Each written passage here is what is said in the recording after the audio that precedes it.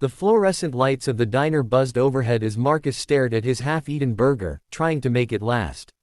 He had exactly $3.47 left until Friday, and it was only Tuesday. The ketchup-stained plate in front of him represented a careful calculation, the cheapest item on the menu that wouldn't draw suspicious looks from the staff. He'd been coming here for 3 weeks now, always at the same corner booth, always ordering the same thing, always making it stretch across 2 hours so he'd have somewhere warm to sit. He didn't look homeless. That was the thing. His shirt was clean, pressed even, though he'd ironed it in a gas station bathroom. His shoes were polished, his face shaved. He'd learned quickly that appearances mattered when you were living out of your car. Keep up the facade, and people left you alone. Let it slip, and suddenly you were a problem to be solved or avoided. The bell above the door chimed, and Marcus glanced up out of habit. An elderly woman shuffled in, her thin coat doing little against the February cold that followed her inside. She clutched a worn purse against her chest, her eyes scanning the crowded diner with the kind of desperation Marcus recognized immediately. Every booth was full. Every stool at the counter was taken. The dinner rush had hit early, and there was nowhere for her to go. Their eyes met across the room. She hesitated, her weathered face uncertain, then slowly made her way toward his booth. Marcus watched her approach, noticing the tremor in her hands, the way her shoulders hunched not just from age but from something heavier, the weight of a bad day, a bad month, maybe a bad year. "Excuse me," she said quietly, her voice barely audible over the clatter of dishes and conversation. "Can I sit here?" Marcus looked at her, really looked at her. At the threadbare coat with its missing button. At the shoes that had been resoled at least twice. At the way she clutched that purse like it contained everything she owned. Maybe it did. He saw himself reflected in her eyes, that same exhaustion he confronted every morning in the rearview mirror of his Honda Civic. He should say no. He needed this space, this warmth, this temporary illusion of normalcy. He had his own problems. But something in her expression, that mixture of pride and pleading, cracked something open inside his chest. "Only if you eat too," he said. She blinked, confused. "I'm sorry." Marcus pushed his plate toward the center of the table. "Sit down. We'll share." He flagged down the waitress before the woman could protest. "Can we get another burger, please? And fries. And coffee for the lady." "Sir, I can't," the woman started, but Marcus held up his hand. "Please," he said simply. "I could use the company." It was a lie, and they both knew it. But it was the kind of lie that made the truth easier to swallow. The woman lowered herself into the booth, tears suddenly bright in her eyes. "My name's Eleanor," she whispered. "I haven't eaten since yesterday morning." "Marcus. And I get it. More than you know." They sat in silence as the waitress brought the food. Marcus watched Eleanor try to eat slowly, with dignity, even though her hands shook with hunger.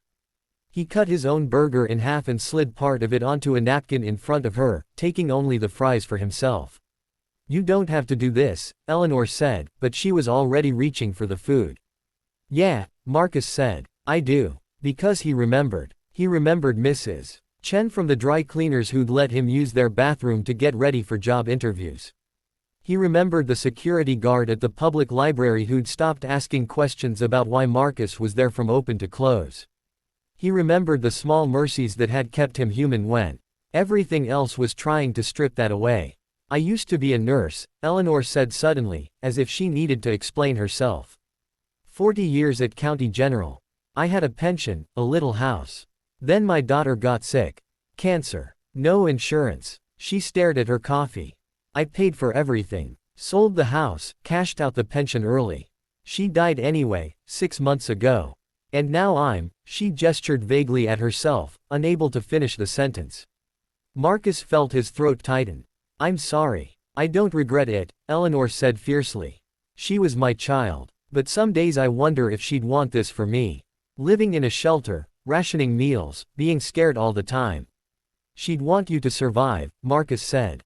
"And you are. That takes strength." Eleanor looked at him then, really looked at him, and Marcus saw the moment she understood. "You're not doing so well yourself, are you?" He could have lied. Should have, maybe. But something about this moment, this strange communion over cheap diner food, demanded honesty. "Lost my job 8 months ago. Tech company downsizing. Couldn't make rent. Car's been home ever since." He smiled without humor. But hey, at least I've got a car, right? That's what I tell myself. Oh, honey, Eleanor breathed. And you're spending money on me. It's just money, Marcus said, even though they both knew it wasn't. It was survival. It was dignity. It was the difference between making it to Friday and not. Besides, I interviewed for a job yesterday. Assistant manager at a warehouse. It's minimum wage, but it's something. I feel good about it. He didn't mention that he'd already been rejected from 43 other positions. He didn't mention the way hope had become something painful, something he was afraid to feel too much of. They finished their meal slowly, trading stories, Eleanor's memories of nursing, Marcus's dreams of getting back into tech. For 1 hour, in that worn vinyl booth, they weren't homeless or desperate or forgotten. They were just two people sharing a meal, sharing their humanity. When the check came, Marcus pulled out his carefully folded bills. The meal had cost $18.73. With tax and a small tip, he was left with exactly 47 cents.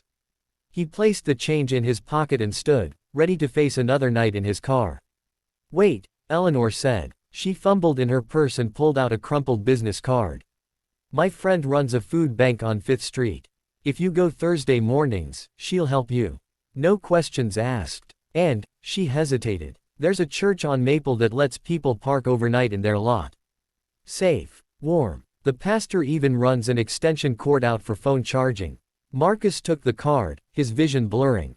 Thank you. No, Eleanor said, gripping his hand. Thank you. You reminded me that I'm still human. That we're still human. In this world, that's everything. They parted ways outside the diner, Eleanor heading toward the bus stop, Marcus toward his car. The February wind cut through his jacket, but something warm had settled in his chest. 3 days later, Marcus's phone rang. The warehouse job. He'd gotten it. Start Monday. He sat in his car, staring at the phone, and thought about Eleanor. About kindness given when you had nothing left to give. About how saving someone else sometimes meant saving yourself. That evening, he drove to 5th Street and volunteered at the food bank. He couldn't donate money, but he had hands. He had time. He had a story about a woman in a diner who'd taught him that humanity wasn't about what you had, it was about what you shared.